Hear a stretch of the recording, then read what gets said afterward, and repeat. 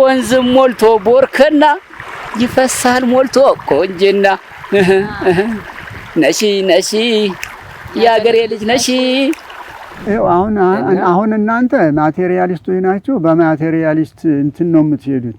አሁን ውስጡን ነገር አታውቁም። ማቴሪያሊስት በሚታይ ነገር የኢትዮጵያ ይሄ ሁሉ ምስጢር ያለው ያሉት ለምንድን ነው ወደ ፈጠራ ያላደገው ኢትዮጵያንም ያላሳደጋት? ጥንተ መሰረቱ የወሎ ሙስሊም ክርስቲያን እንደነበረ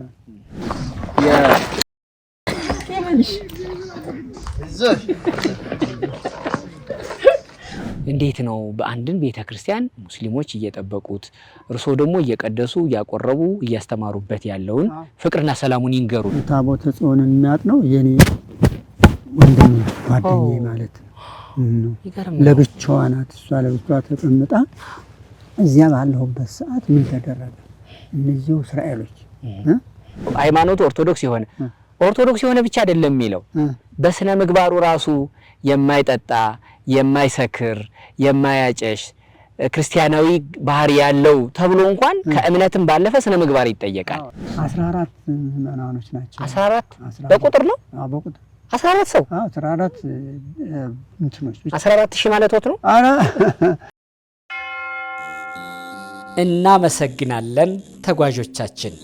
ኑ ወደ ቅድስት አርሴማ ሀገር አርሜኒያ እንሂድ ብለን ስንጣራ ሰምታችሁ በያላችሁበት ተጠራርታችሁ አብራችሁን ስለሄዳችሁ በልባችን ያለው ደስታ ብዙ ነው። በእናንተ መመረጥ፣ በእናንተ መታመን፣ ለእናንተ መታዘዝ ያለው የህሊና እርካታና ጥፍጥናው ልዩ ነው። ቅድስት አርሴማ አጽሟ ያረፈበትን ገዳም ቅዱስ ጎርጎርዮስ ዘአርሜኒያ ለ15 ዓመታት የተጣለበትን ጉድጓድ ቅዱስ ለንጊኖስ ኢየሱስ ክርስቶስን ጎኑን የወጋበትን ጦር አራራት ተራራን ለምን ግን ቆጥራለሁ ስለማያልቅ ልተወው። ይህን ሁሉ አይታችሁ የነበረንን ጊዜ አጠናቀን ወደየ ዓለማችሁ በሰላም ስለተመለሳችሁ ደስ ብሎናል። ሶስተኛው ዙር የአርሜኒያ ጉዞ ከየካቲት 1 እስከ 7 በሐበሻ አቆጣጠር ስለሆነ እንደ በፊቱ ተጠራርተን እንድንሄድ ስንል እንጋብዛለን።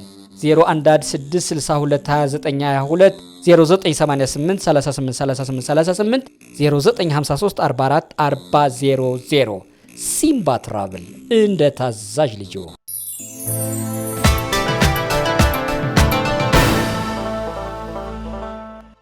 ኮምቦልቻ ነው ያለነው። ያመጣን ትልቁ ጉዳይ 1139 ዓመታትን ያስቆጠረ በሊቀ ሰማዕታት ቅዱስ ጊዮርጊስ የተሰየመ ትልቅ ገዳም አለ። ልጎ ጊዮርጊስ በሚል አጭር ስም ይታወቅ እንጂ ልጎ ደብረገነት ቅዱስ ጊዮርጊስ አንድነት ገዳም ማህበር የሚል ረጅም ስም ልክ እንደ ታሪኩ አለው። ልጎ ጊዮርጊስ የሚጠበቀው በሙስሊሞች ነው። የገዳሙ ምዕመናን ብዛት ደግሞ በቁጥር 14 ብቻ ናቸው። ድንቅ ታሪክ ወዳለው ወደ ልጎ ጊዮርጊስ ስንሄድ ግን መንገዱ የተመቸ ትራንስፖርትም የገባለት ስላልሆነ መውደቅ መንከባለል ነበረው። ትልቁን ተንፎልፏዩን የቦርከና ወንዝን ማቋረጥ ይጠበቅብናል። ገዳሙ ጋር ደርሰን ልናይ የጓጓንለትን ታሪክ ተአምራቱን እንደርስበታለን። በመንገዱ ያየነውን ብታዩ ምን ይመስላችኋል?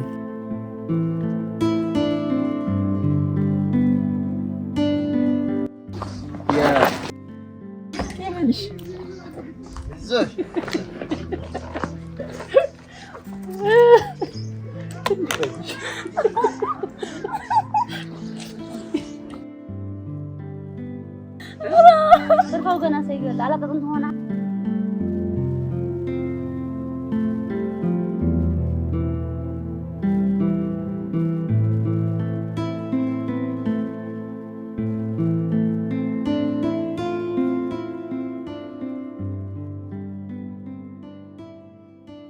ነኢማና ባለቤቷ አዝመራ በመከወን ላይ ናቸው። ዝናብ ጠብቀው አርሰው አለስልሰው የዘሩት ስንዴ ፍሬ አፍርቶ ታጭዶ ተከምሮ ይኸው እየተሰበሰበ። የምታበራየውን በሬ አፉን አትለጉመው የሰራ ይብላ ነው ነገሩ። አንተ ለምን በሬዎችን ለጎምካቸው ብዬ ጠይቄው ነበረ። ይሄ አይስማማቸውም። እንዲያውም አፋቸው ላይ ይጣበቃል። ሌላ የተዘጋጀ አለላቸው አለኝ በዛው ዘያቸው። የበሬዎችና የነ ነኢማን ድካም ካቀለልኩ ብዬ ወደ አውድማው ገብቼ ስንዴውን ወቅቼ በሉ በርቱ ብለን እኛ ወደፊት ስንዴው አይታይም። አሁን ፍሬ ኮስቶ እንደዚህ ገለባው ሲለው ኮስቶ ፍሬው አምገባው እኛ እኮ ወደዚህ ልጎ ጊዮርጊስ የሚባል ትልቅ ቤተክርስቲያን አለ። እንዲያውም በሙስሊሞች ነው የሚጠበቀው ብለውን ሙስሊሞች ነው የሚጠብቁት። ወደዛ ነው የምንሄደው እኮ በጣም የሚገርም ታሪክ ሰምተን በእግረ መንገድ እናንተ ስታበራዩ አይተን በፍቅር ነው የሚኖረው። ካገዝናችሁ እኮ ብለን ነው እንደዚህ። ኧረ ዘር በልተው ካገዝናችሁ ብለን ነው። አታስፈራራቸው እስኪ አሁንም ይወጋሃል። አግዛችሁ መጠየቁም የገበሬ ልጅ ነኛ አይደለ ላግዝ አማን ያርገው አቦ አማን ያርገው። እንመጣለን እዛ ልጎ ጊዮርጊስ ደርሰን እንመለሳለን። ቡና አፍልተሽ ጠብቂን። ባልደረባዬ ኪም ስለኔ ትንሽ መጨናነቅ አይባታለሁ። ካሁን ይወድቅ ይሆን ወይስ ያልፈው ይሆን በሚል መሳቀቋ እኔንም አሳቀቀኝ እንጂ እኔስ የዋዛ አይደለሁም፣ ወደፊት ነኝ።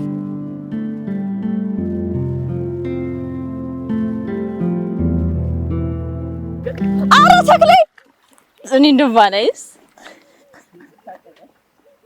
አለፈው ባላንስ ይኸው በቃ እኔ አልችልም ምን ያው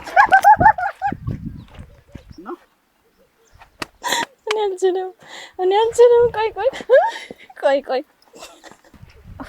ምንም ባላንሲንግ የሚባል ነገር የሌለኝ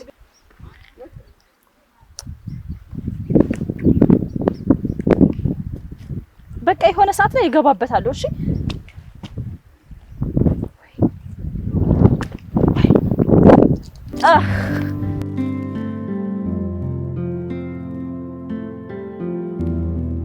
ቦርከና የሚል ወንዝ በወሎ የፍቅር ታሪክ የጀግንነት ሰነድ ውስጥ እንደ ማርጠቢያ የሚጠቀስ ገባርም አስገባሪም አይነጥፌ ወራጅ ወንዝ ነው። ነሻሉኝ ከወሎ ጠንበለል መለሎ ነሻሉኝ ከወሎ ጠንበለል መለሎ ይላል። ከወንዝም ሞልቶ ቦርከና ይፈሳል ሞልቶ ቆንጅና ነሺ ያገሬ ልጅ ነሺ ያገሬ ልጅ ነሻሉኝ ከወሎ ጠንበለል መለሎ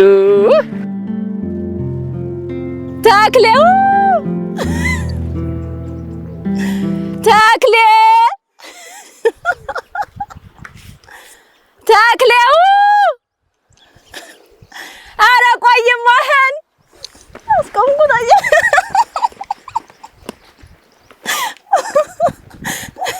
ወይ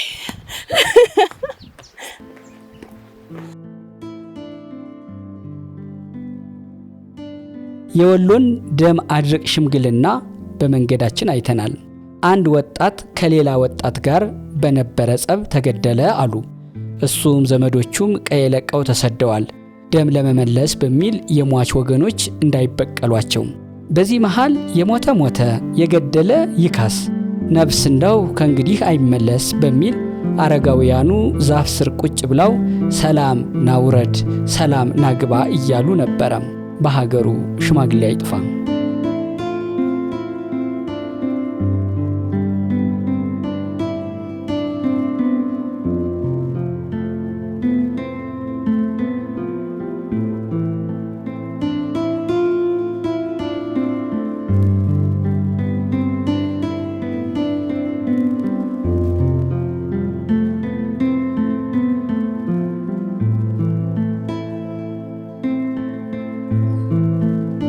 ተስበንም ተጎትተንም ልጎ ጊዮርጊስ ደረስን። የገዳሙን ጸሎተኛ አባት አገኘን። ስለ ታሪኩም ሊነግሩን እስኪ መሬትን ያዝ ብለውን መሬት ይዘናል። አባት ያውዳሉ፣ ፍቅር ፍቅር ይሸታሉ። በሙሉ አይን ቀና ብሎ ለማየት እንደ ጮራ ይዋጋሉ። ለበረደው ይሞቃሉ። ቀትሩ ሲያይል እንደ ዋርካ አለምልመው ቅጠል ጥላው ጥላ ሆነው መጠለያ ይሆናሉ። ደግ ደጉን ያወራሉ። ይቅርታ ብዙ አስጠበቅኳችሁ። ወደ እሳቸው እዚህን ቤተክርስቲያን ዝና ሰምተን ከየት ርቀን እንደመጣን እሱማ ታዲያ እንግዲህ ዝናውማ የኢትዮጵያ ዜና መቼ ያልቃል? ገናል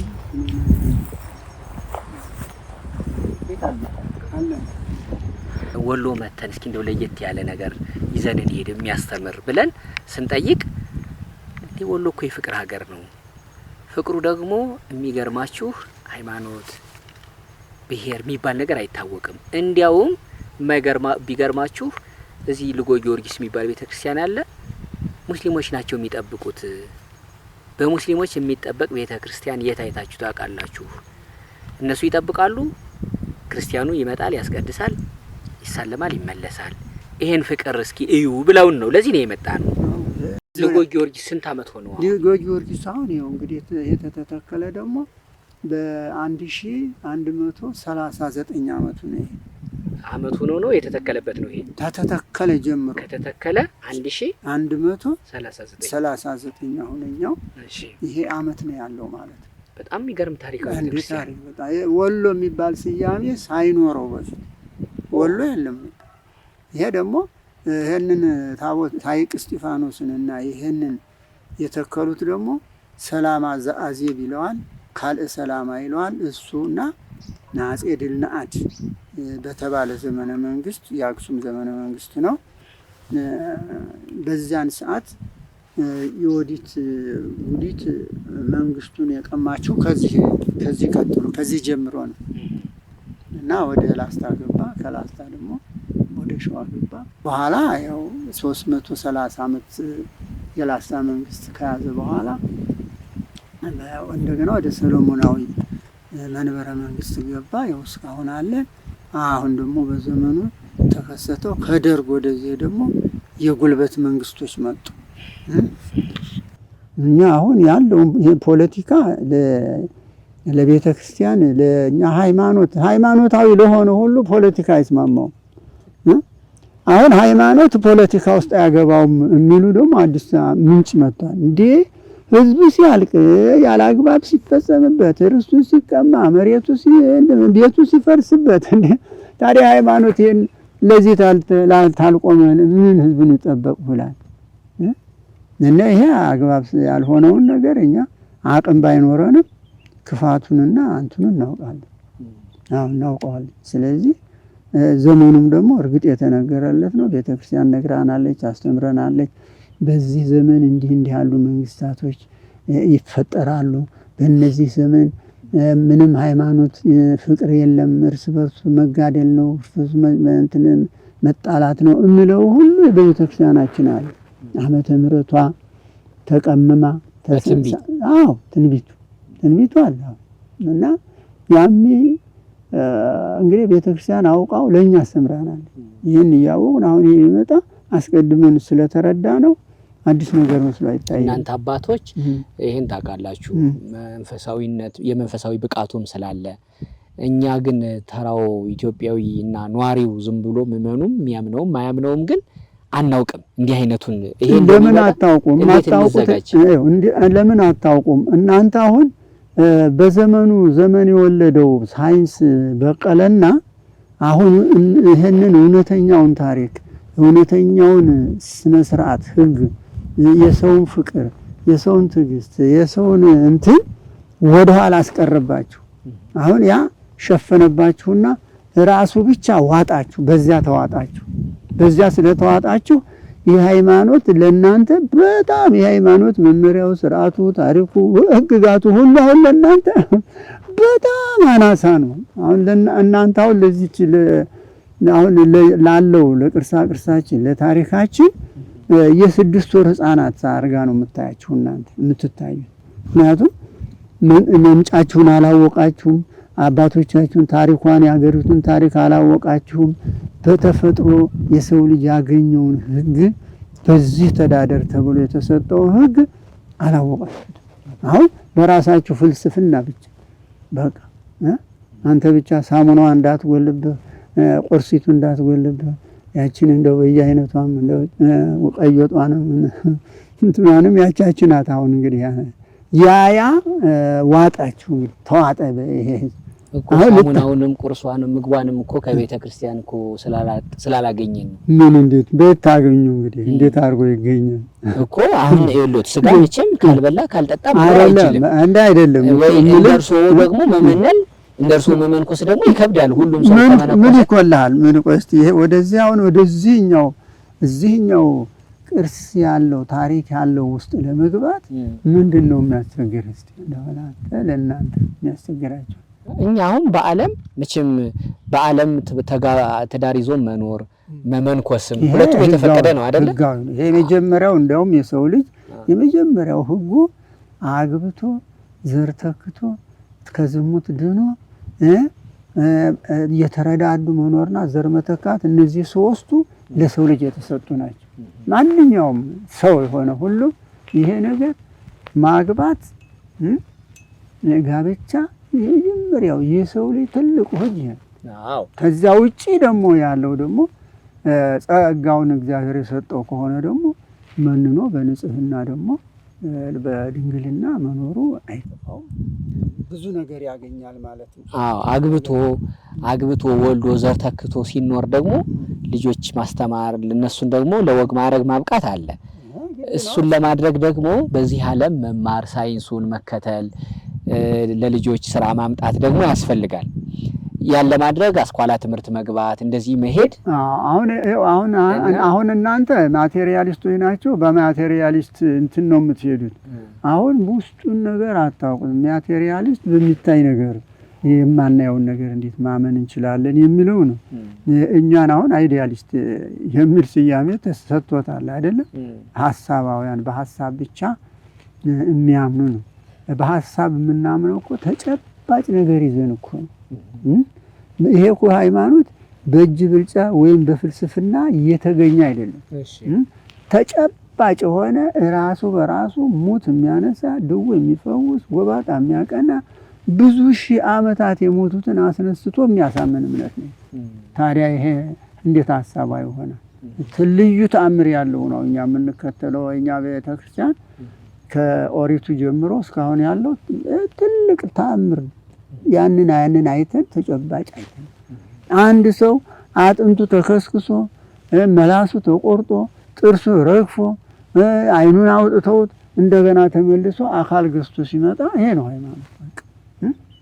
እነዚህን እንግዲህ ስንምናውቃቸው ትክክለኛ እናምናለን። አካለ ፈርሶ አሁን አንካሳ ነህ አይደለም? አሁን አንተ አንካሳ ሆነህ በደጋጎች እንዲህ እንደኛ ባለንበት ዘመን ሳይሆን በደጋጎቹ ዘመን ያ ሃይማኖት ብርቱ መሆኑን እንዲያውቅ ያ ጎባጣ ያ ቀንቶ እውር የነበረው በርቶ ከዛ በኋላ ያን እምነት አምነህ በዚያ መመሪያ ትሄዳለህ። ይሄ መሰረታዊ ያለ ነው ማለት ነው። ይሄን በማመን አሁን ወደ ፊት ነገር የገለጽኩልህን ይሄን በማመን እንደው እየገረመን እንደው ለማሰብ እንኳን ሰው እሾህ እንኳን ሲወጋው ምን ያህል እንትን አለ። ይሄ ትምህርት በተሰራጨበት ሃይማኖት በተሰጠበት ሰዓት ሞተው እየተነሱ ተቀጥቅጠው ተደብድበው ተሰብረው ነው ይሄን ሃይማኖት ያቋቋሙት። አሁን ተክለ ሃይማኖት የኢትዮጵያ የሰሜን ሸዋ ሰው ናቸው አይደለም? ስሜም ተክለ ሃይማኖት ነው። አንድ ታዲያ ነው አንተነህ ነው ሃይማኖት አዳነባላል እኮ የሃይማኖት ተክል ማለት ነው። ይሄ ከመንፈስ ቅዱስ የተሰጡት መንፈስ ቅዱስ ያወጣላቸው ነው። መንፈስ ቅዱስ ራሱ እግዚአብሔር ስምህ ከዛሬ ጀምሮ ተክለ ሃይማኖት ነው የምትባል ተብሎ ከእግዚአብሔር ያገኘው ነው። ይሄን ስማቸው ስም ከእግዚአብሔር ያገኘው ነው። እሳቸው በኢትዮጵያ መሬት እንኳን ለ90 ስንት ዓመት ሲኖሩ 41055 ነፍሳት አስነስተዋል። 41055 ነፍሳት አስነስተዋል። ተሁሉ የሚገርመኝ መጀመሪያ አንድ አምልኮ ጣዖት የሚመለክበት ቦታ ያ ነገር ተነቅሎ ሲሞት 15 ሰዎች ያ እንትኑ ወየ ተወነጨፈ ስሩ ተወንጭፎ ያንተን ገሏቸዋል። እነዚያን ሰዎች ሲያስነሷቸው እዛ ብዙ አመታት 1600 አመታት እዛው ያመለኩ እዛው ተቀበሩ ኖረዋል።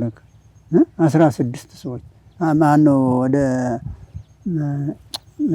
38 ሰዎች ናቸው። ከሞት ካረፉ 1600 አመት ይሆናቸው። እነዚያን እንግዲህ ያስነሳልኝ ጌታዬ ፈጣሪ ብሎ ወደ ፈጣሪ አመልክተው እነዚያ የዕለት ዕለት የሞቱትን በተወሰነ ዕለት ቆይተዋል። እነዚያ ለምንድን ነው እንዲያስነሷቸው? እንደሱ ሞተዋል። እሳቸው የሞቱት ሁሉ እንዲነሱ የጸለዩት ለምንድን ነው ጻድቁ? ታዲያ ሃይማኖት ነው ያላመነ ህዝብ በድንጋይ ሲያመልክ የነበረ በምን ተአምር ይመን? ታዲያ ያንተ ላይ የሚያመን አይችልም። ሙት ማስነሳታቸው እንዲያው ሞቶ ገንዘው ቀብረው ከዛ በኋላ ከሙት የተነሱት ደግሞ ይኸውልህ በእነሱ አማካኝነት እነሱን ለምነው ሲያስነሱ ያ የመንፈስ ቅዱስ እንትን እነሱንም አስነሳቸው። አይ ደመና መጣ፣ ጠል ሆነ። ያን ጊዜ ጠሉ እንደ አካፊያ እንትን ነፍኒፈ ማለት እንደዚያ ሲያነፈንፍ እነዚያም አብረው 1600 ያሉት 30 ስንት ሰዎች ብድግ አሉ። ምንድናችሁ እናንተ ደግሞ? እኛማ ተሞትን 1600 አመት ሆኖናል። እንዴት ነበራችሁ? እስካሁን ጨለማ ቦታ ነው የነበርነው። ይሄን የምናመልከው ሰይጣን ደግሞ እንደ ጭቃ እየረገጠን ነበር ነው። ሁለተኛ እባክህ አንተ በአንተ ሃይማኖት 1600 አመት ንስሐችሁን ጨርሳችኋል። እንግዲህ ተመልሳችሁ እዚያ ሲኦል አትገቡ፣ እዚያ ጨለማ ቦታ አትገቡ። እንግዲህ አሉ ተመልከት። እንግዲህ 1600 ማለት ይሄ አሁን ይሄ በዚህ ሃይማኖት ስር ያለ ነው። አሁን ከዚህ በኋላ እሺ ተባለ። ውሃ አመንጭተው ውሃ አፈልቆ ሐዋርያው መጥቶ አጥምቋቸው በሉ እንግዲህ ከእንግዲህ ወደ ገነት ነው የምትገቡት እንጂ ወደ ጨለማ ቦታ አትሄዱ። ግን እንደነበራችሁ አጽማችሁ ያው ነበራችሁ በተረፈ ተባለ። በምጽአት ጊዜ በትንሣኤ ዘጉባኤ ጊዜ ትነሳላችሁ ተባሉ። ያን አድርገው ሄደዋል። ይሄን እንግዲህ ሃይማኖት ነው። እሺ በጣም አመሰግናለሁ። እንግዲህ እነዚህ ሁሉ ተቆጥረው 41055 ነፍሳት በኢትዮጵያ መሬት ተነሱ ማለት በጣም ይገርማል። በጣም ይገርም ነው። እንደው አባታችን ቅድም የቤተ ክርስቲያን መልሼ ላነሳው ነው አንሳብ ግድ የለም ስላነሱት ነው። ቤተ ክርስቲያን ዛሬ የሆነውን ከብዙ አመት በፊት ታውቃለች። አባቶች ማለት ነው። እኔ አሁን ወደፊት መቼም በኢትዮጵያ ብዙ ህይወት ወደፊት አስባለሁ። ዘርቶ መቃም ወልዶ መሳም አስባለሁ። አላገባሁም። ስለዚህ ህይወትን ወደፊት ለማስተካከል ኢትዮጵያው በተለይ ደርሶ ባለውት መንፈሳዊ ብቃት በአባትነቱ በጸሎቱ ኢትዮጵያ ወደፊት ልትሆን የምትችለውን ካወቁ እሱን እንዲነግሩኝ ብዬ ነው ህይወቴን ለማስተካከል። ይሄንን እዚህ ላይ ችሎታ የለኝ። ወደፊት ጽሁፉ ላይ የተነበበው ነው እንጂ እንደነ ተክለ ሃይማኖት እንደነ ገብረ መንፈስ ቅዱስ እንደነ አቡነ ሊባኖስ እንደነ አቡነ አረጋዊ ፍጹም ከደማዊና ከስጋዊ አራኩም ገና ነኝ እዚያ ለመድረስ። እንዳቺ ያንን ተአምር ብቻ ይዤ ይሄንን እኔ ለማስተምራቸው በእኔ አካባቢ ለሚገኙት ምዕመናን ህፃናትን እንደዚህ አርጌ ማስተማር እንጂ ወደፊት በዚህ ዘመን ይሄን ለመቁጠር አልችልም። የተቆጠረውን ዘመን የተቆጠረውን መጽሐፍ አለ። ያን እያየው ያ በእኔ ዘመን ሲደርስ ይሄ ነገር ለካ በእኛ ዘመን ደረሰብን ብለን ነው እንትን የምንለው።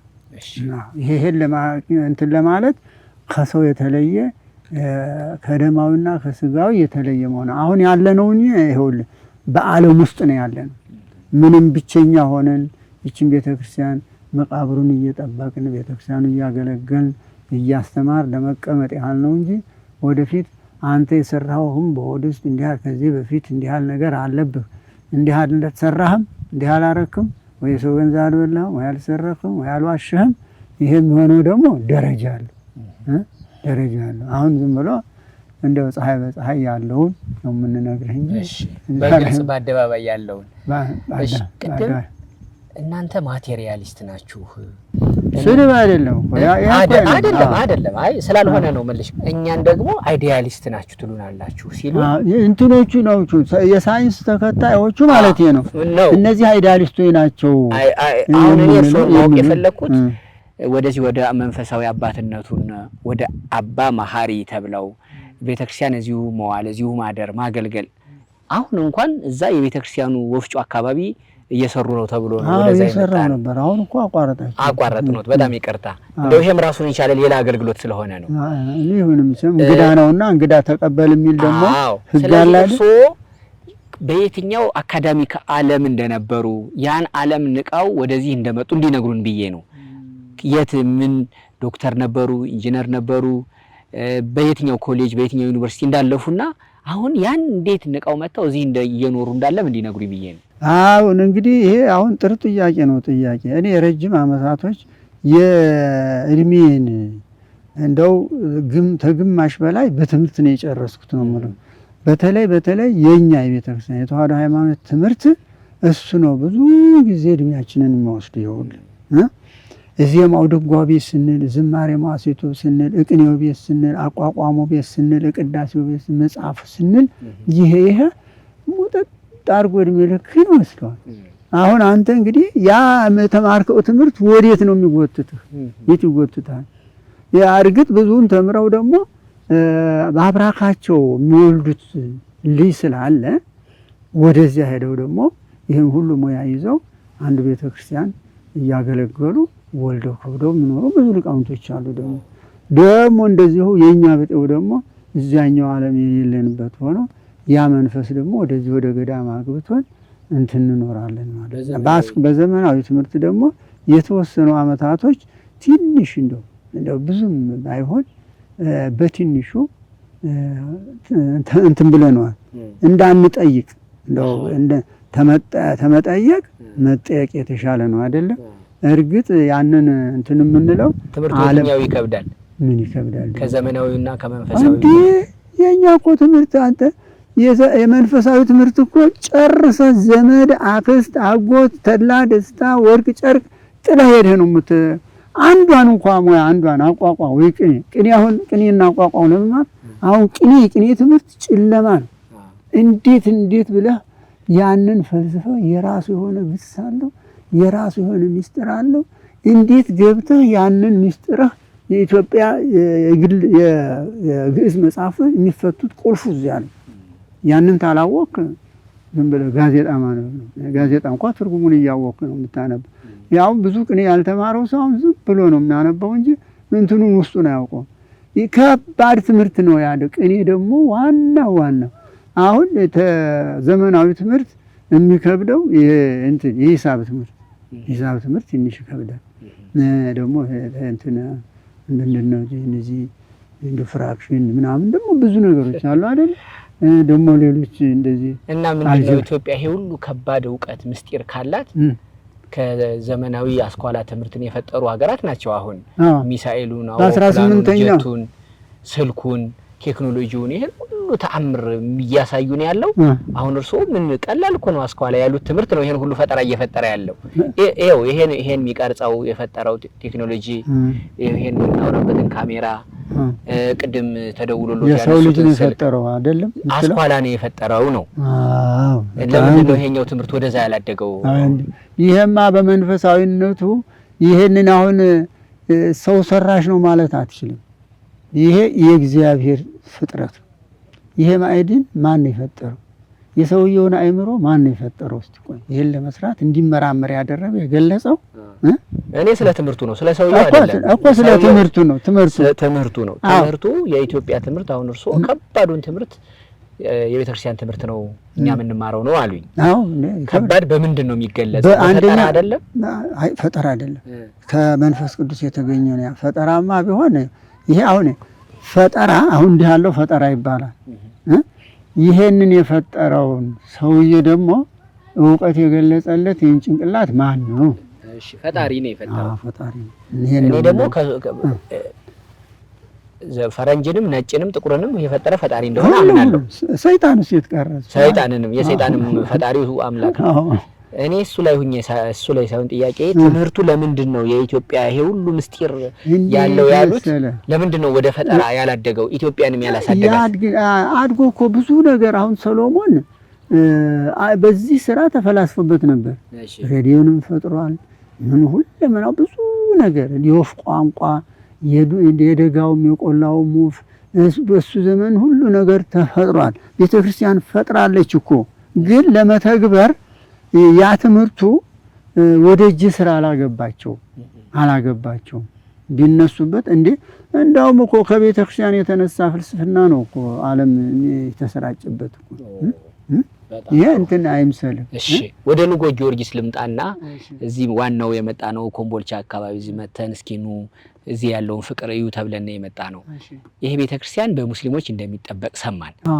እንዴት ነው በአንድን ቤተክርስቲያን ሙስሊሞች እየጠበቁት እርሶ ደግሞ እየቀደሱ እያቆረቡ እያስተማሩበት ያለውን ፍቅርና ሰላሙን ይንገሩን። እንዴ ነው በጣም ጥሩ ነው። ይሄ እንዴት መሰለህ እነዚህ ሙስሊሞች ቅድሚያቶቻቸው 1100 ዓመት ያ ሁሉ ቅድሚያቶቻቸው ዘርዘራቸው እዚሁ ነው የተቀበሩ።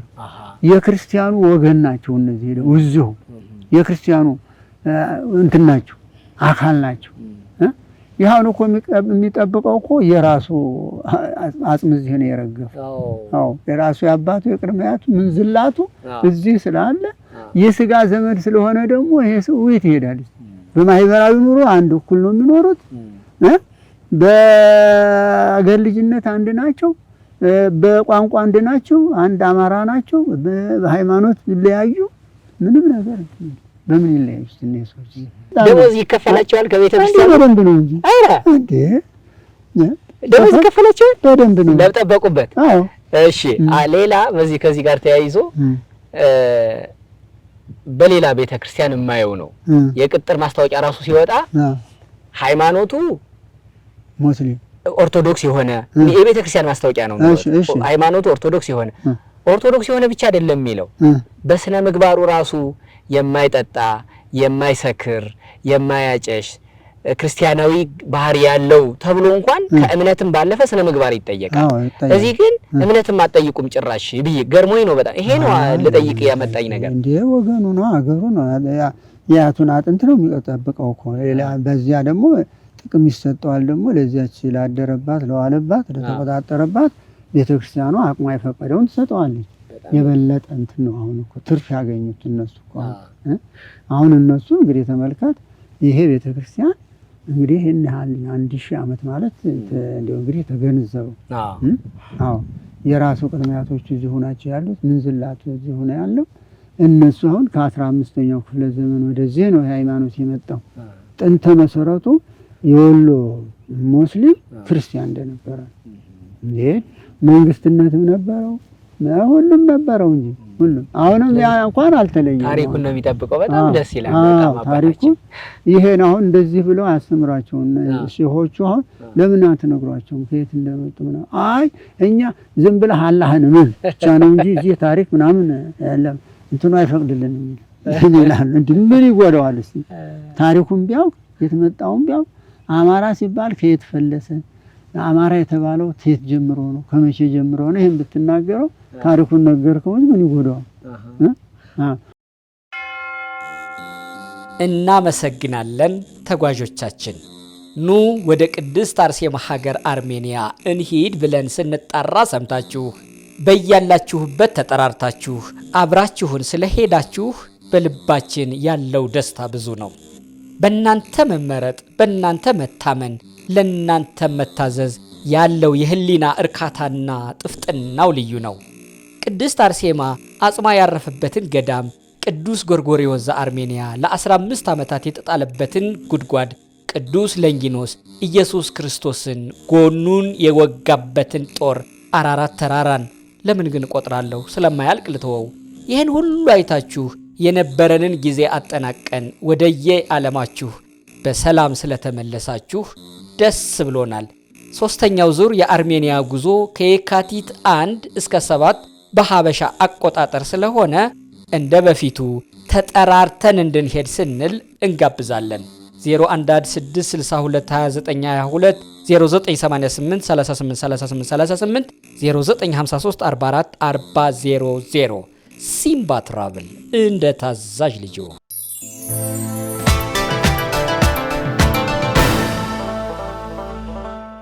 ስለ ቤተክርስቲያኑ ትንሽ እንገሩኝ። መቼም ይሄን ቪዲዮ የሚያዩ ኢትዮጵያውያን ኦርቶዶክሳውያን በየዓለሙ አሉ። ልጎ ጊዮርጊስ ከኮምቦልቻ ወደ ደሴ ሲኬድ በስተቀኝ በኩል ከዋናው አስፋልት ስንት ኪሎ ሜትር ነው? ሜትሯን እንጂ አለቱ ሲናንተ በግራት እንጂ በግር በደቂቃ ግን 20 ደቂቃ ነው የምትፈጀው። 20 ደቂቃ ነው። 20 ደቂቃ እንግዲህ እኔ አንድ ሰዓት ነው የመጣሁት። አይ አንተ ትንሽ እንትን እያልክ ስለሆነ በእግሩ እሺ። ስለዚህ እሷን ቦታ ማየት መጎብኘት በጣም አስደናቂ የፍቅር ቦታ እንደው ቤተክርስቲያኑን ደግሞ ማግኘት እርስዎ ነው አስተዳዳሪውን አባን ማግኘት ቢፈልጉ እንደው ማገዝም የሚፈልጉ አስራት በኩራታቸውን ማውጣት የሚፈልጉ ሰዎች ካሉ እንዴት ማግኘት እንደሚችሉ ይንገሩኝ በዛው። እሱ ነው እንግዲህ የእናንተ ሐሳብ ነው። እርግጥ ቤተክርስቲያን በአስተዋጽኦ ነው የምትኖረው። አስተዋጽኦ እንግዲህ ከእያንዳንዱ ክርስቲያን ፐርሰንት ብለው ደግሞ በዘመኑ አርቀውታል እንጂ አስራት በኩራት ይባላል። ምን ያህል ግን ምእመናን አላት? ጭስ 14 ምእመናኖች ናቸው። 14 በቁጥር ነው? አዎ በቁጥር 14 ሰው። አዎ 14 እንትኖች 14000 ማለት ነው። አረ 14000 ነው ሲቆጠር 14000 ሆናል ሙስሊም። የዚህ ደብር ምእመን 14 ሰው ብቻ ነው? አዎ 1130 ስንት ነው አመቱ? 39 አመት ያስቆጠረ ቤተክርስቲያን ነው። ምእመኖቹ ግን 14 ናቸው። አሁን ጥሩ ጥያቄ አምጥታል። ይሄ አሁን እንዲህ የሆነበት ምክንያት እንዴት መሰለ? 77 በኃይለ ሥላሴ ጊዜ 77 ክርስቲያኑ ተፈናቅሎ ይሄ ማዶ የምታየው ሁሉ የክርስቲያን መንደር ነው። ይሄ ወደዚህ ስትመጡ ወደዚህ የሚቀረው የቀሳውስት መሬት የነበረ ነው። ይሄ ወደዚህ ደግሞ ያለው ደግሞ ዲያቆናት የሚያገለግሉበት ነው። ከወንዝ ወዲህ ማዶ ያለው ደግሞ ይሄ ካህናቱ መዘምራኑ ግማሾቻቸው ይሄ አሁን ይሄንን ይዞ ተቀምጧል። ቦታውን የራሱ ነበረ ማለት ነው። እነዚያ ክርስቲያኖች ከጊዜ ወደ ጊዜ በጋብቻ ይኸውልህ አካለ መጠን ሲደርሱ ክርስቲያኑ ሙስሊሙን እያገባ አሁን ሙስሊሙን ያገቡ ክርስቲያኖች አሉ፣ ብዙ አሉ እዚህ ውስጥ። እንደገና ደግሞ ክርስቲያኑ ደግሞ ሙስሊሙን አግብቶ ደግሞ ወደ ሙስሊምነት ይሄዳል። በዚህ እያለ ይኸውልህ ያ ከፉ ዘመን ሲመጣ ደግሞ ሁሉም ተሰዳይ ሲሆን እየተያዘ ሄደ። ክርስቲያኑ በብዛት ነው ያለቀው። በ77 እንደሚነግሩኝ ከሆነ 38 ቄሶች በአንድ ጊዜ አለቁ አሉ። እዚህ በምን በሽታ ነው? ዘመን አጸባ ሲሆን ዘመን አጸባ ስልህ ያ ዘመን ሲመጣ እህሉን ብትበላው አይስማማ። አንዴ በመቅሰፍ ተመቷልና የምትበላው እህል ተቅባጥ ይሆናል፣ ቁርጠት ይሆናል፣ ፍልጠት ይሆናል። የምትበላው አይዋሃድ።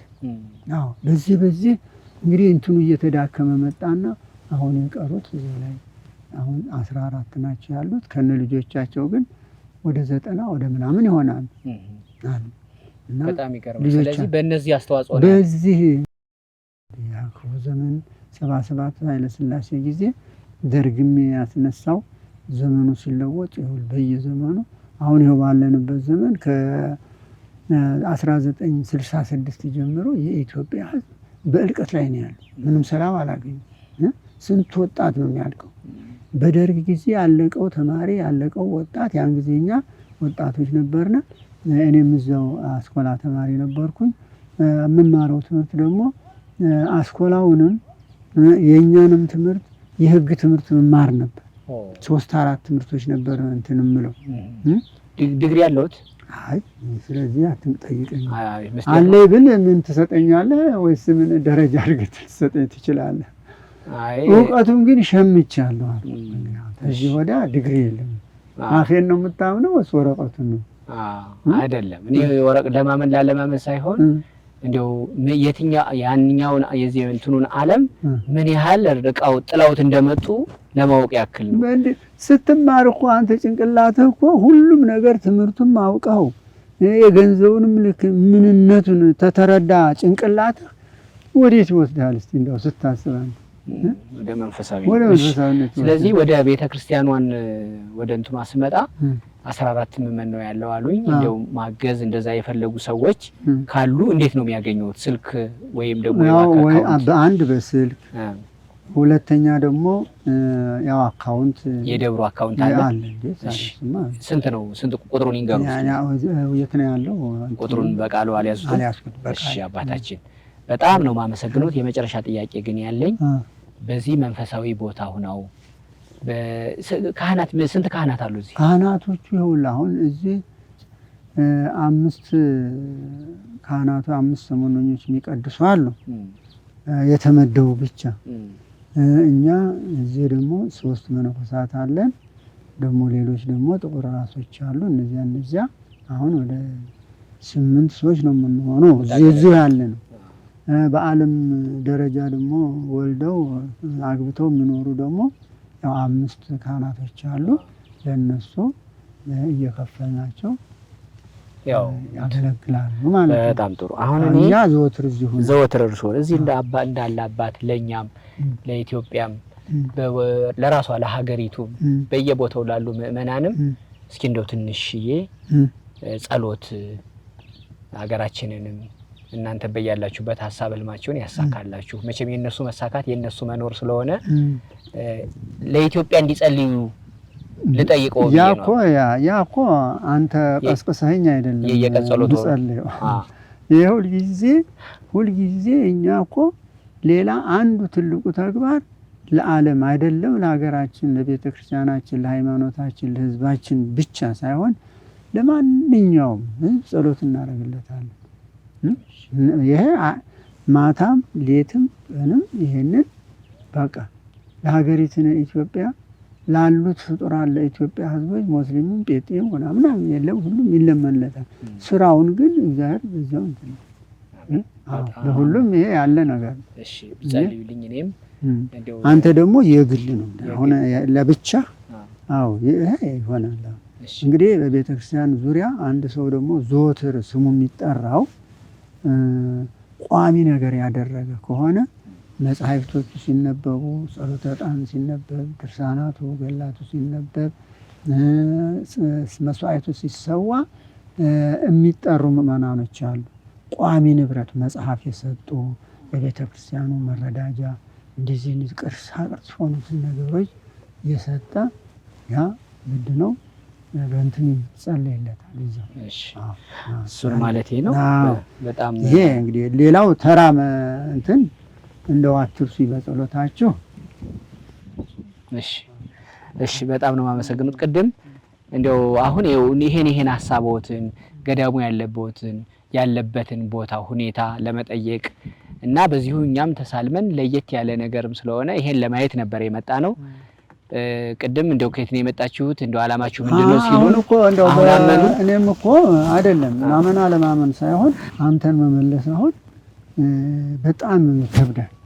ያንተ የሴክሬትሊ በውስጥ የምታረገውን ነገር እንደፈለክ አድርግ። እኛ ግን የመጣውን እንግዳ በትህትና በጥሩ ገጽታ መመለስ በዚህ አይነት ያው ብዙ ነገር እንተናል። አሁን እንግድነታችሁ ስለከበደን ነው እንጂ ሐሳባችንን ሳይሆን የጠየቅነው እኮ ሌላ እኮ ምንም አይደለም የጠየቅነው እኮ ይሄው ነው። ታዲያ ግን አሁን ዝም ብዬ መልሳችሁ እንዴ አልክፉ መነኩሴ ነበር እንደው የመጣ ነው ቤተክርስቲያን እንትን ለህይወት ታሪኳን ቅርሳ ቅርሷን ጠይቅ ነው እንዴት እንዲህ አደረገን ብላችሁ ደግሞ ወይ ደግሞ በሚዲያ ደግሞ ስማችንን አራቱ አዘል ልታሰራጩ ይችላል። ወይ ችግር የለም። እኛ ብቻ ያችን እውነቷን ከዘመኑ ክፋት ጋራ ይሄን ጥርጥር ተጠራጥረን እንትናል እንጂ አሁን ሲመጡ ይኸው በዘመኑ አሁን እኔ አክሱም በነበርኩበት ሰዓት ቅዳሴ ትምህርት ላስመሰክር ወደዚህ ሄጄ ነበር። አንድ አክሱም ጽዮን ላይ ያየሁት ነው የምነግርህ። አክሱም ጽዮን አሁን እንግዲህ የኢትዮጵያ ዋና እንትኗ ናት። ታቦተ ጽዮን መቼ ነው ታቦተ ጽዮን ወደ ኢትዮጵያ የገባችው መሰለ? ከክርስቶስ ልደት በፊት 1013 ዓመት ዓለም ላይ ነው ወደ ኢትዮጵያ የገባችው። አሁን ታቦተ ጽዮን የወደፊቱ የእስራኤል ነገድ ምን እንደሚሆን ስለታወቀ በመንፈስ ቅዱስ ኃይል ስለተረዳ ገና ስንት ሺህ ዓመት ክርስቶስን ሰቅለው እንደገና ሀገራቸው ተባረው የጨው ዘር ሆኖ በአፍሪካ፣ በአሜሪካ፣ በፈረንሳይ፣ በጀርመን ብትንትን ብለው በምዕራብ ሳውዲያ ተበታትነው አገሪቱ ምድረ በዳ ሆና እስላም ትንቢት ሲነገርላቸው ነበር። ዛሬ አሁን ትበተናል። ጌታችን ኢየሱስ ክርስቶስ ምን አላቸው? አይ ጅሎች እናንተ የሞታችሁ አሕዛብ ቀድመዋችሁ ገነት መንግሥተ ሰማያት ገቡ፣ እናንተ ዋጋ የላችሁም፣ ትንቢትም መንግስትም ክህነትም ተነቀላችኋል። ከዚያ በኋላ ከክርስቶስ ልደት ወዲህ ተነቀሉ። በ1948 ዓመተ ምህረት ነው ቴዎዶር ሄርዜል የሚባል ጋዜጠኛ 50 ሺህ እስራኤል ብረት ለበስ ይዞ ገብቶ ያንን አረብ በሙሉ ነቃቅሎ ከዚያ እያደገ ከዚያ ኢትዮጵያ ያሉት በዓለም ዙሪያ ያሉትን እስራኤል የከበረውን አሁን አሜሪካን ሀገር አሁን ስንት አይነት ፋብሪካ የሚሰራ የማን ዘር መሰለ? የአይሁድ እኮ የአይሁድ ቤት እኮ ይሄ ሁሉ የጦር መሳሪያ የሚሰራው ሌላ ሰው ፈጠረ መሰለ? በጀርመን ያለ ተመራማሪ፣ በጀርመን ያለ ፈላስፋ አይ ቤት አይደለም ይሄንን ወቀው እና ይኸውልህ አሁን ይሄ እንዴት ልፈልጌ ነው ይሄ ታሪክ ይኸውልህ ከዚህ ተነስቶ አሁን እስራኤል ምን ደረጃ ላይ ነው? አክሱም አሁን ከዚያ ጊዜ ያ ዘመን በዚህ ይሄ ዘመን እንደሚመጣ ስለታወቀ አክሱም መጣች፣ እዚህ ቁጭ አለች። አክሱም ታቦታችን ጽላተ ሙሴ የሙሴ ጽላት ናት። አሁን በአዲስ ኪዳን አይደለም የምትቀደሰው እሷ በነበረው በጥንቱ በዛው አሁን ያ ማይጥንት የሚያጥነው ታቦተ ጽዮንን የሚያጥነው የኔ ወንድም ጓደኛዬ ማለት ነው። ለብቻዋ ናት። እሷ ለብቻዋ ተቀምጣ እዚያ ባለሁበት ሰዓት ምን ተደረገ? እነዚሁ እስራኤሎች ምችም ተንኮላችሁ ፍልስፍናችሁ በጣም የተለየ ያችን ታቦት ለመውሰድ እኮ ነው። አሁን ካህናቱን ይሰበስቡልህና እንደው ታቦተ ጽዮን ምን ትመስላለች? እንዴት ያለኝን አቀማመጧ እንዴት ነው ብለው እዛ ጽላቷ አለችበት ደረጃ ላይ አርገው ሲጠይቋቸው ይሄ ወያኔው ነቅተዋል ነው ያየ ተቆጣጣሪ ያለው በደንብ መረጃ የሚሰበስብላቸው እዛ መቻይተዋል። አሁን ያን ጊዜ 35 ቄስ ተያዘ ወልቶ አገባ። ጽላቷን የሚያጥነው ደግሞ አንድ አባ ገብረ ሚካኤል የሚባል ነበር። እሱ ታሰረ። በኋላ ህዝቡ አንዴ ሆ ብሎ መጣልህ እንጂ አሮጊቷ በእንብርኳ ነው በዘንብ መጡ። ታቦተ ጽዮን ትታይ ተባለ። ማን ያትስ ያችን እንግዲህ ሌላ ሰው አያውቃት፣ ኃላፊው አንድ ነው። አንድ ሰው ነው የሚያት፣ አንድ ሰው ብቻ የእርሶ ጓደኛ። እሱ በኋላ ከሱ ቀጥሎ ነው አሁን የኔው ጓደኛ የገባው። እዚያ ብዙ ጊዜ ተቀምጦ ዜማ እየተማረ ነበር። እንደው አንተ እንግዲህ ሌላ ትምህርት አትማርም? እኔ እንግዲህ እዚሁ ታቦተ ጽዮን ቤቴን እያገለገልኩ እዚሁ ነው ሞተዋል። እንደው ሲሄዱ እንደው በእንግድነት በግብዣ ታቦተ ጽዮንን አጥነው ያውቃሉ? እኔ ስንት መረጃ አለው ሰውየውን እኮ ስንት ነው እዚህ ተኝቶ መረጃው እንቅልፍ ያዘው ይመስላል። እንዴት ብሎ እንዴት ሾልኮ ያለ እዚህ ዘበኛ በውጭ አለ፣ በዚህ ዙሪያውን አለ፣ በዚህ ዙሪያውን አለ።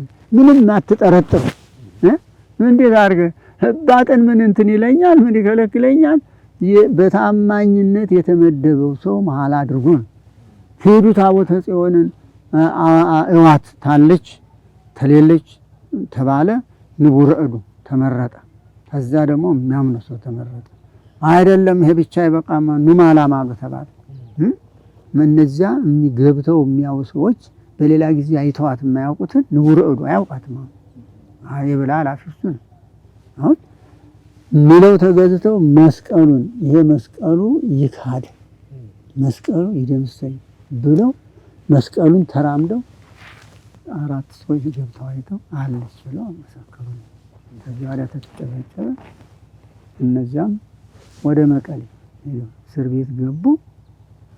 ምን እንነግራቸዋለን እንግዲህ አሁን ይኸውልህ አሁን እነሱ ይችን ጠይቀው እንትንም አላቸው ማም የት ቦታ እንዳለች አሁን እነሱ ምን ትመስላለች ማለታቸው እኮ ያ የሚያየው መነጽር አንተ የተናገርከውና ያ ትክክል እንዲመጣላቸው ያ ጽፈቱ ለዚህ ነው በዚህ አይነት 35 ቄሶች ተይዘው መቀሌ ሄደው ተደብድበው ገንዘብ ተቀብለው ይሆናል ተብሎ በስንት መከራ ወጥተው እንደው ደግሞ አንተ ደግሞ ያየሁት ነገር ነበር ብነግርህ ምን በወሬ ያሰለችሃለሁ እንደው ያስተምራል ይንገሩኛ እንዴት ነው ደግሞ ከዚህ ከኔ ጓደኛ በፊት አንድ መነኩሴ ደግሞ ገባ ያው የትግሬ ተወላጅ ነው አሁን ያለ ያኛው ጎንደሬ ናቸው የኔ ጓደኛ እኔ ሀገሬ ሰሜን ሸዋ ነው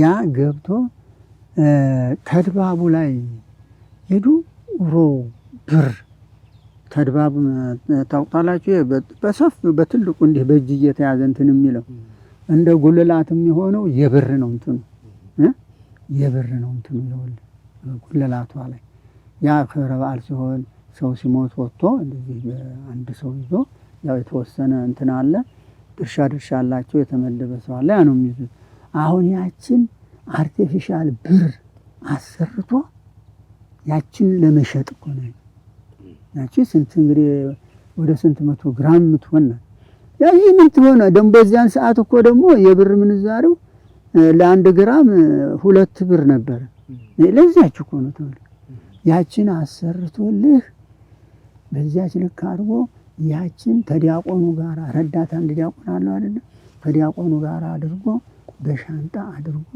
ሊያወጣ ሲል በሰዓት ቄሱ ለቅዳሴ ሲመጣ እግሩን ሊታጠብ እዚያ እንትን ሲል ያ ቼሻው እዚያ ተቀምጧል ምንድን ሄደም እንታዩ እዚህ ተቀምጦ ዘሎ አራ እንዳይ ያቃቤ ደግሞ አያውቁም እዚያው እያሉ ያውቁት ዲያቆን ብርሃኔ ነው ያስቀመጠው አማራ ናቸው እኛኛው ደግሞ አቃቢ ናቸው አሁን ዲሽ ያየው ጠንከረ ኮኮ ይጠራጠርልህና ዘበኛ ይጠራልህና ያ ዘበኛው ዲያቆን ብርሃኔ ነው የሚባለው ዲያቆኑ ስሙም እንኳን አልጠፋኝ ይዘው እዛ ሲመረመር ሲገርቡት መቼም የወያኔ ለተንኮል እንትን አይደለም እኔ እሳቸው ናቸው አውጣ ብለውኝ እንዲህ አድርገው ቀርጸው እንትን ያሉ እሳቸው ናቸው እንጂ እኔ እንትን አላልኩም ብሎ ይናገራል በኋላ እሳቸው ደግሞ ተያዘልህና ገባት እኔ አላውቅም እኔ ሰርቆይ ነው እንጂ እኔ ይሄን ወሰድ አላልኩትም ሰርቆይ ነው ብለው እዚያ ወንጀል ምርመራ ላይ ይሄን ቃል ይሰጣሉ ሰርቆይ ነው አዎ እኔ አልሰረኩ እሳቸው እንትና አገናኟቸውና ራሳቸው ናቸው እንትና እንዳውም በዚህ አይነት ያሰሩት መኖሪያ ቤታቸው አለ ተባለ እዚያ ገብቶ ስታይ አርቲፊሻል ብር ተቀርጾ ወደ መቀሌ አባም ወደ መቀሌ ዲያቆኑ ወደ መቀሌ በዚያ ግን የኔ ጓደኛ ነው ያለው የሚልህ እንዲህ ያለ ነገር በየአብያተ ክርስቲያናቱ እንዲህ ያለ ችግር አለ ነው እዚህ ያለ እንደዚህ አይነት ችግር አንድ ይኖራል እንጂ የቅርስ 1139 ነው የተቀመጠ አሁን እኔ አንዲት ቅርስ አልተቀበልኩ እዛው ህዝቦች እንትኖች እነዚህ ቱሪዝም ይመጣሉ አምጣ ባከነን ይሉኛል በሉ አምጡላቸው እስቲልና እነሱ ያመጣሉ አምጥተው እዚህ ተቆጥሮ ኮድ ተደርጎበት ተመልሶ ወደዛው አንዲት ነው ማናምኝ እኔ ብቻዬን አሁን እዚህ ሙስሊም ሙስሊም ነው ይችላል በጣም እግዚአብሔር ይስጥልኝ በጣም በጸሎቱ ያይርስ አንድ አልመልሳችሁም ብዬ ነው እንጂ ግን ተገቢ እንዳልሆነ እሺ በጣም አመሰግኖታለሁ እግዚአብሔር ይስጥልኝ እግዚአብሔር ያከብርልኝ ስልኮንም የባንክ አካውንቱንም የደብሩን ይሰጡናል ቪዲዮ ላይ እናስቀምጣለን እኛም እንመጣለን በጣም ነው ማመሰግነው እግዚአብሔር እንደ ጽድቅ ይቆራል አሜን አሜን ወሎ ላይ ብዙ ጉዳዮችን አይተን አግኝተን ያላገኘናቸውንም በቀጠሮ ልንመለስ ተዋውለን ወደ አዲስ አበባ ከወሎ የሚሄድ ነገር አለ ብዬ የዛው የኮምቦልቻ ፍሬዋን የዛሬ የግረኛው ባልደረባዋን መጠየቅ ጭሳጭስ ብላ ካንዳንድ መለሰችልኝ ወዲያው ወደ ጭስ ተራ። ወሎዬዎች ባላቸው ነገርም ላይ ኢትዮጵያን ማየት ማድመቅ ይወዳሉ።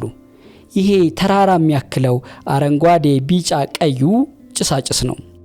የሚጨስ ነገር ላይ ኢትዮጵያን መሳል ደሞ ከዚሁ ጭስ ላይ እየሰፈሩ እንኩ አጭሱ እያሉ መሸጥ ግን ኢትዮጵያንና ጭስ አይመስልም አልኳት የጭሳጭስ ነጋዴዋን። መልሷ አጭር ነበረ።